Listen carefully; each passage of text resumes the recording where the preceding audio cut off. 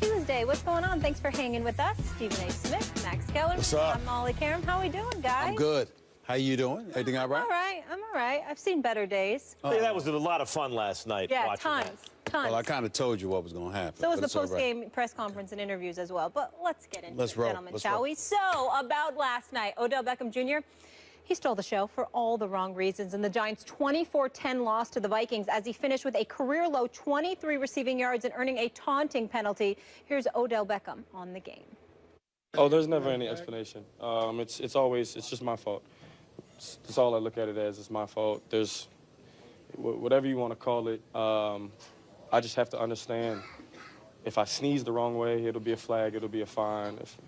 If I tie my shoe the wrong way, it might be a fine or a flag. It is what it is.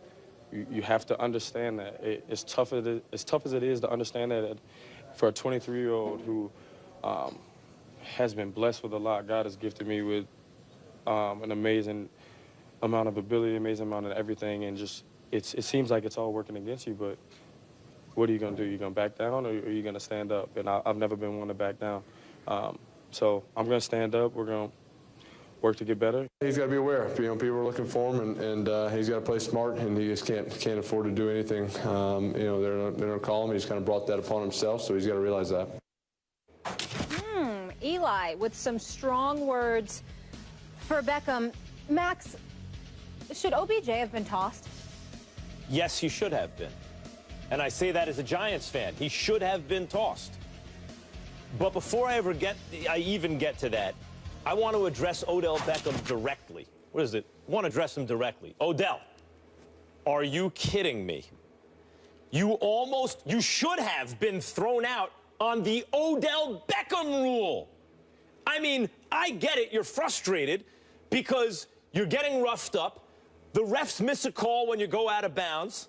But then your temper tantrum costs the team 15 yards. And on the very next play, you seek contact out of bounds when you know they warn you because of essentially the Odell Beckham rule. The next one and you're gone. You seek contact on the next play. You're playing the Vikings. Didn't play them last year because you missed that game because of what went down with Josh Norman. So they come up with this rule, and you're going to be the guy they had apply it to after they apply it to your teammate the week before in a loss? You have got to be kidding me. Now, guys, I understand that, look, a boxer, for example, gets hit low. The ref's not calling anything. You know what you do if you're a fighter? If you're a prize fighter, you hit the other guy low because you got to take matters into your own hands. But if Odell is thinking that, if he's thinking that's what he had to do there, that's the opposite.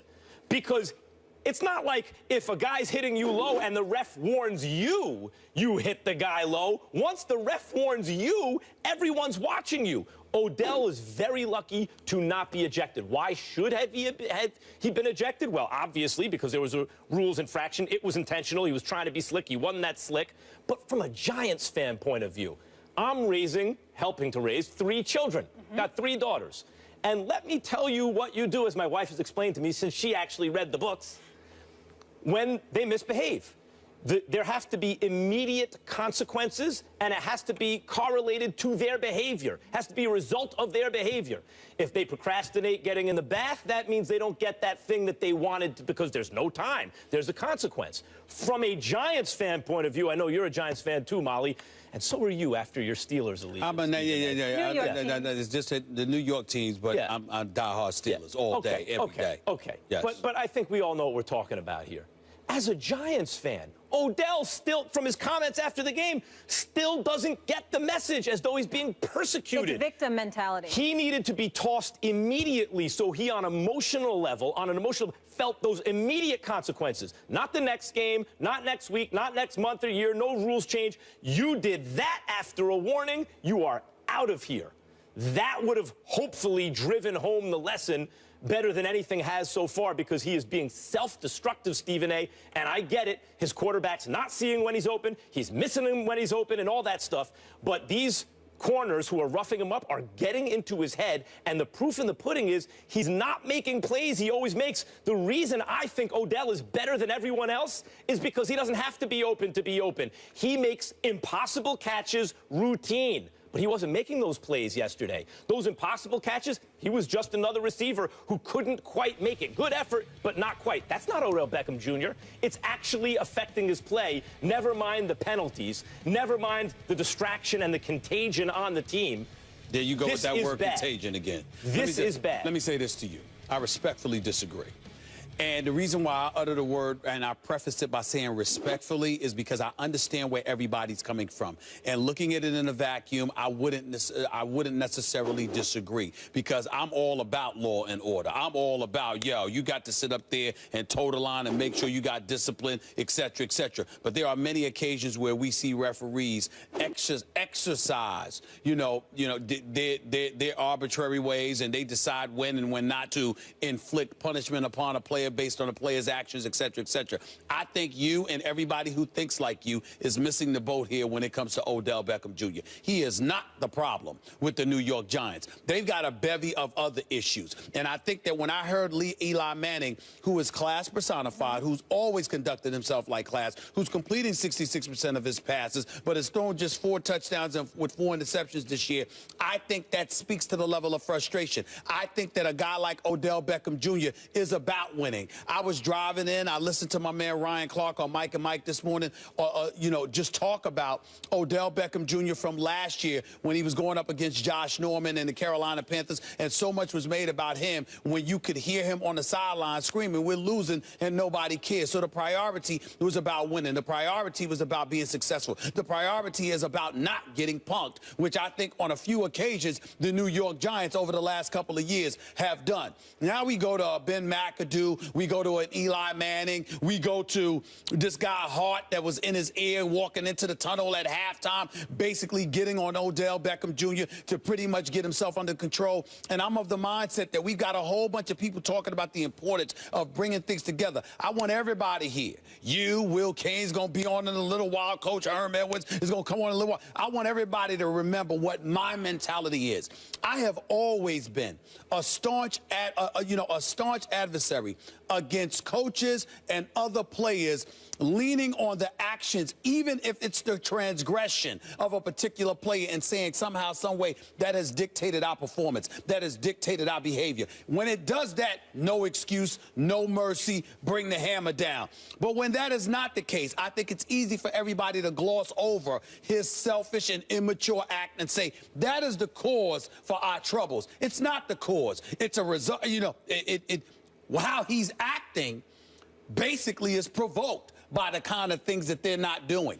Guys need to do their jobs. Sure, you don't need Odell Beckham Jr. causing the quarterback trouble. Sure, you don't need him getting penalized and accruing penalties. We get all of that. That's obvious. But the flip side to it is that you have a guy who is a stud and a superstar, somebody you believe, Max, to be the best receiver in all of football.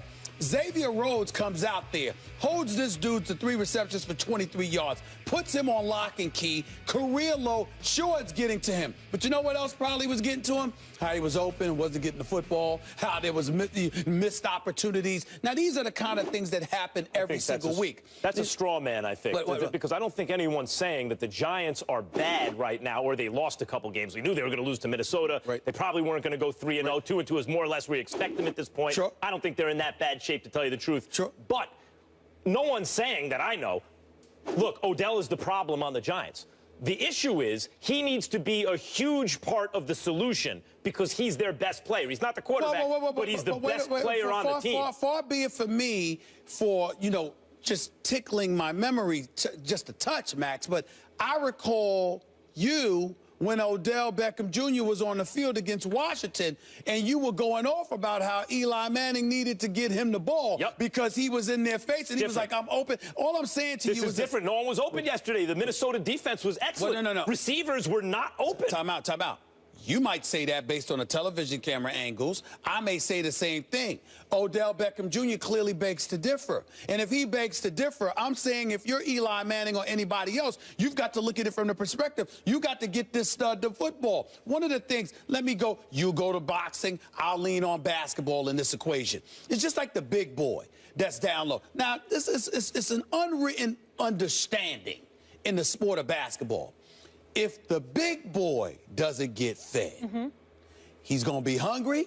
He's going to have attitude. Not gonna play and defense. he's not going to be what you need him to be. So what you do is, even if it's at the beginning of the game, you go down court, you feed the beast. Why? The problem because you is, need him active.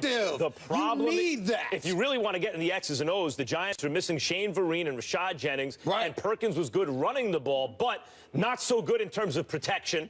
And as a result, because of that Minnesota defense, they gave Eli Manning almost no time to throw the ball. That's fair. Even when they didn't bring extra guys. So no one was open. That absolves Eli. But hold it. It absolves Eli. But it doesn't absolve the coaching.